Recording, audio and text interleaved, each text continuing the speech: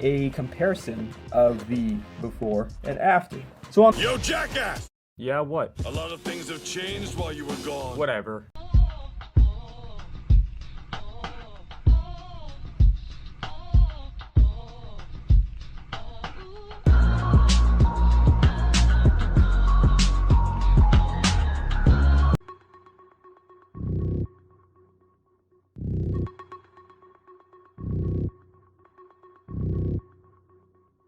Hey, what's up guys, welcome back, and it's been a while since I did a review, so I thought I'd kick things back off with Figuarts Super Vegeta. Now this is the first Vegeta we have that features the 2.0 molds from Tamashii. So right off the bat, we can see the typical packaging standard of Figuarts Dragon Ball Z figures since the change to the 2.0 articulation. Very nice artwork there. Again, you got the coloring in the panels instead of the, I want to call it a flame-esque sort of artwork. Let me just flash the old artwork on the old boxes for a second here. You'll note that I switched my Super Saiyan God Vegeta with the premium Figuarts Super Saiyan Vegeta body, just to make it a little bit more consistent with how he looks in Super at the moment. But yeah, just to get a comparison of the before and after. So on the back, we've got a typical packaging and typical information. We've got the character's name, Super Saiyan Vegeta or Super Vegeta. We got super modeling going on, super action. You know what the figure's all about. That's why we're so loyal to Tamashii, are we not? Taking a look on the back of the box to give you a few ideas of how to pose him. I really like that Final Flash pose. That's how I have this guy posed majority of the time. We finally get a pair of crossed arms with Vegeta 2. We haven't gotten that since the original Scouter Vegeta way back when. And I'm really digging that smirk face that we finally get too. Alright, so here he is fresh out of the packaging. And this, again, is the first Vegeta we've gotten with Tamashii's 2.0 body mold. Now, this iteration of Vegeta is Super Vegeta, as I stated, and it's supposed to be, or he's supposed to be, the iteration of Vegeta trying and believing this is the correct form that ascends past a regular Super Saiyan. And of course, if we follow the manga or watch Dragon Ball Z at all and kept our eyes open, we would know that this is not truly Super Saiyan 2. However, it does boast greater power, hence the bulkier muscles. And I think right off the bat they're mentioning that they did a super, no pun intended, job at accentuating the bulk of the muscles here on this model. So just to give a better idea of the improvements on scale and whatnot here is the new Super Vegeta next to the older premium colored Figuarts Vegeta. And you can even see, you know, despite this being bulkier on purpose, it just seems more proportionate somehow. I mean, this guy's body just seems a lot smaller than it should be when you look at the girth and the length of the arms. Whereas this, as I said, I know it's supposed to be bigger, but the figure looks to be more proportioned. Aside from that, this figure is taller. You can see that there. So maybe that is one reason why. However, it's not just taller, the chest is wider as well. I think that one of the highlighting qualities on this newly modeled Vegeta is the head itself. Just a warning, if you're removing the head for the first time, the spikes are spiky, so just be careful with that. But yeah guys, they did a fantastic job on this new face sculpt. I mean, one more time, let me just bring the other Vegeta back into the picture here.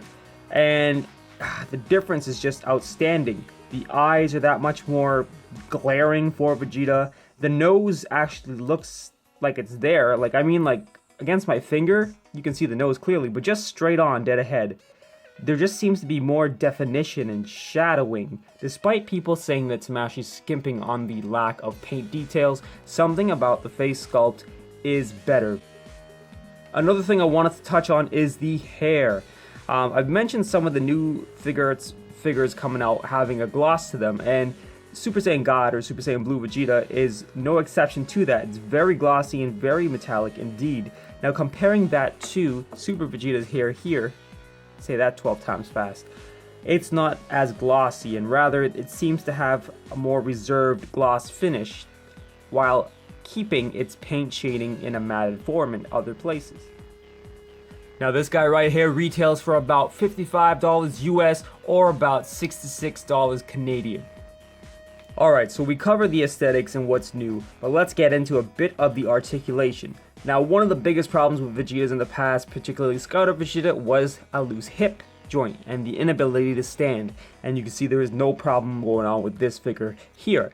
In fact, there's some new hip joints here, but it features some difference in the way that the hips are able to move, and you'll see it kind of looks like the guy's wearing some tights over his pants. But that's for good reason, because we do get some more articulation that we did not have before. So the hips or the legs can swing that much far out, this far back.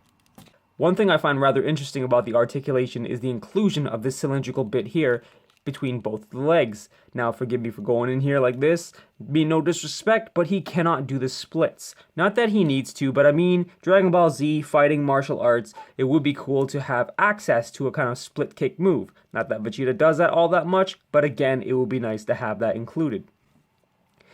As for the knees, there is some improvement. Look at those quads, doesn't skip leg day. They are double jointed, which is really nice, and they're really well hidden. Now as for the ankles, nothing much changed here. We still get a little bit of articulation up and down, as well as the swivel hole 360 movement. And again, the toes are still articulated as well. Taking things back up towards the torso, we do have a similar cut here as well. Ignore that piece of plastic, it's not going anywhere anytime soon, but it's similar to Awakening Goku. Nothing completely new to us, but a welcome change. And as for ab crunch movement, he can crunch forward about that much. If he needs to look at his shoes because someone points out an untied lace, he can totally do so.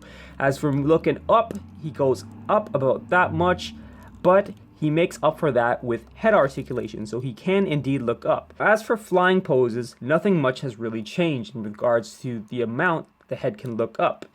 If you want an additional amount of articulation, in the past what we would have done is pull the hip joint up and out to get a little bit more range of motion. These figures can no longer do that. With regards to the arms, nothing new aside from an awesome sculpt. Now with regards to his accessories, he comes with a decent amount. 3 swappable faces here, pair of crossed arms, and a series of different gloved hands, including this thumbs up or pointing to myself with my thumb hand. And I'd like to show you guys a figure with each of these on, instead of just flashing this like some other reviewers may do. To swap out the faces, all you need to do is, my suggestion is take 2 fingers, apply them to these 2 horn spikes up there, and that comes right off. And you can see the 2 big peg holes, which kind of look like big scary gorilla eyes here. Alright, so here he is with the smirk and the thumb pointing to myself hand. And I think this just looks outstanding. I don't know if it's just because every other Vegeta figure we've had in the past did not come with, an expression that was half like this. It was more so just scowling or the typical powering up yelling faces. But this is just so cool, and I think it embodies one of the characteristics of Vegeta's character in the anime so well.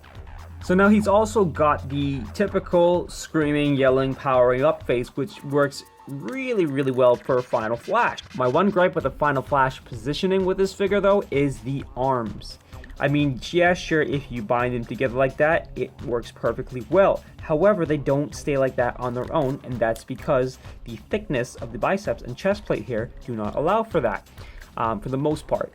You can get it to stay a little bit teensy closer together if you finagle with it a bit more, but if you are, just a word of caution, be very careful because the wrist ball joints here can be very finicky and very fragile to work with. And here is the 4th total face that he comes with, very similar to the power-up face, with the exception that the eyes are now glancing off to the side, and that's useful for more creative positions such as this one here. Just to give you an idea of the differentiation here, not that much. Maybe the vein on the forehead is a little bit more prominent. That could be because of the lighting here, but again, not that much of a difference. And lastly, here he is with perhaps another one of his most iconic looks in the series, and that is with the crossed arms, and they did a superb job on the inclusion of those here. It looks seamless. I mean, I didn't do the most perfect job of putting it together inside the pegs, but even so, flawless execution on Tamashi's part, man. I mean, I really like it. The little detail of the fingers there and everything, I'm really digging it. And just for a quick review, here he is next to some of the older Vegeta figures that we received from Figuarts in the line. Currently do not have the new updated 2.0 version of this guy. Still thinking about getting him. Not sure if I will pick him up though, because I think he does have the same hair sculpt as Super Vegeta, and Super Vegeta's hair is supposed to be different. Alright guys, so bottom line, I really like this figure. Definitely recommend picking him up. Is he the definitive version? of Vegeta? No, I would not say so, but he is the definitive version of Super Vegeta. So yeah, if you're looking to get every iteration of every single character in the Dragon Ball Z franchise, I would definitely recommend picking him up. Hope you guys enjoyed the review. I'll catch you guys in the next one. Peace!